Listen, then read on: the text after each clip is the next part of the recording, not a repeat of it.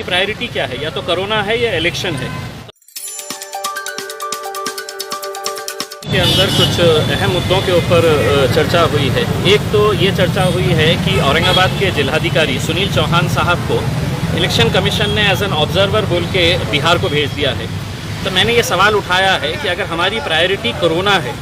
यहाँ पर कोरोना के पेशेंट्स अब भी हर रोज़ 100 की तादाद के अंदर निकल रहे हैं, रोज़ 200, 250, 300 केसेस अगर निकल रहे हैं और सरकार यहाँ के जिलाधिकारी को अगर ऑब्जर्वर बोल के वहाँ पे भेज देती है, तो आपकी प्रायोरिटी क्या है, या तो कोरोना है या इलेक्शन है। तो हमने सबने ये ठराव पास किया है कि जितने भी लोक प्रतिनिधि है ये इलेक्शन कमीशन को रिक्वेस्ट करेंगे कि यहाँ के कलेक्टर को ना भेजते हुए जहाँ पर भी कोरोना के केसेस कम है या दूसरे कोई भी IAS IPS ऑफिसर को आपको भेजना है भेजिएगा, लेकिन यहाँ के कलेक्टर को ना भेजें, क्योंकि इतनी मेहनतों के बाद, इतने महीनों के बाद इस सिचुएशन के ऊपर आए हैं कि जहाँ पर अब ये सिचुएशन कंट्रोल के ऊपर आ रही है। लेकिन अगर कलेक्टर यहाँ से चल जाता है तो लोगों को यकीनन दिक्कत होगी, डिसीजन मेकिंग के अंदर दिक्कत हो जाती है। दूसरा ये है कि यहाँ के जितने भी इंटर्न डॉक्टर्स हैं जो घाटी हॉस्पिटल के अंदर काम करते हैं, इन्हें महज 11,000 रुपये इंसेंटिव दिया जाता है या स्टाइपेंड दिया जाता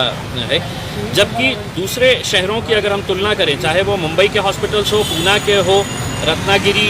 हो, थाने हो या जलगांव जैसी जगह के ऊपर भी वहाँ के इंटर्न्स को 30-30 हज़ार रुपये या 50,000 रुपये के बीच में दिया जाता है, जबकि औरंगाबाद के इंटर्न्स को महज 11,000 रुपये दिया जाता है। तो ये भेदभाव क्यों? अगर ये डॉक्टर्स काम कर रहे हैं तो उन्हें भी उतना मुआवजा उन्हें मिलना चाहिए। इस तरह का प्रस्ताव जब हमने पहले भी चर्चा की थी तो 4 सितंबर को जिलाधिकारी के पास ये प्रस्ताव आ चुका है, लेकिन आज भी उन्होंने वही सरकारी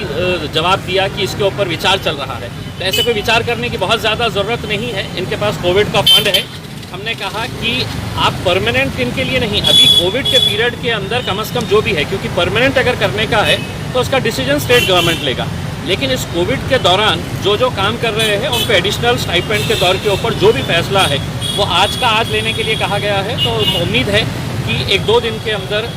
इस बारे में कुछ ना कुछ फैसला, पॉजिटिव फैसला ये इंटर्न डॉक्टर्स के बारे में लिया जाएगा। तीसरा ये है कि रेमडेसिविर इंजेक्शन के बारे में जो बताया जा रहा है कि हमारे ये मेडिकल स्टोर के ऊपर है, ये हॉस्पिटल के पास उपलब्ध है, जबकि हकीकत ये है कि बहुत सारे पेशेंट्स को जब ये कहा जाता है कि तुम जाकर ये इंजेक्शन लेकर आओ, तो कई दुकानें के ऊपर जाने के बाद, घूमने फिरने के बाद उसको ये पता चलता है कि ये इंजेक्शन अवेलेबल नहीं है। तो हमने ये कहा है कि आप 2 ऑफिसर्स जो food and drug administration FDA के हैं, उनके नंबर्स है तो आप हाईलाइट करिए, ताकि पेशेंट अगर 4 दुकानों पे गया और उसको ये कहा गया है कि इंजेक्शन अवेलेबल नहीं है,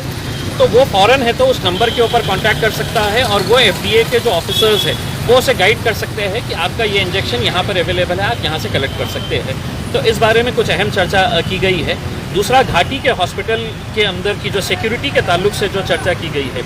ये हकीकत है कि घाटी हॉस्पिटल के अंदर पीछे के एरिया के अंदर बहुत सारे जो स्टाफ क्वार्टर्स हैं वो इलीगल ऑक्यूपेंट्स को दे दिए गए हैं। और ऐसा नहीं है कि मतलब ये घाटी प्रशासन को पता नहीं है, घाटी प्रशासन को पता है, लेकिन किस लिए दिए गए हैं, किसका फ़ायदा इससे हो रहा है, ये देखते हुए हमने DCP मैडम को और पुलिस डिपार्टमेंट को ये कहा है कि आप एक जॉइंट सर्वे करें और जहाँ पर भी इलीगल ऑक्यूपेंट्स वहाँ पर बैठे हैं, जो ज़बरदस्ती अंदर फ्लैट्स के अंदर दादागिरी करके घुस गए हैं, इन्हें फ़ौरन निकाल कर इनके ऊपर कार्रवाई करें। क्योंकि कुछ दिन पहले जो एक महिला डॉक्टर के साथ जो हरकत हुई है वो बहुत ही गंभीर है, बहुत ही सीरियस इशू है, और उस ताल्लुक से भी हमने कहा है कि घाटी की सिक्योरिटी को बढ़ाने के लिए, वहाँ पर CCTVs लगाने के लिए और जहाँ जहाँ पर भी अंधेरा है वहाँ पर लाइटिंग का इंतज़ाम करने के लिए ऑन प्रायोरिटी PWD के साथ या जो भी कंसर्न डिपार्टमेंट है उनके साथ फ़ौरन इसके ऊपर कार्रवाई की जाए।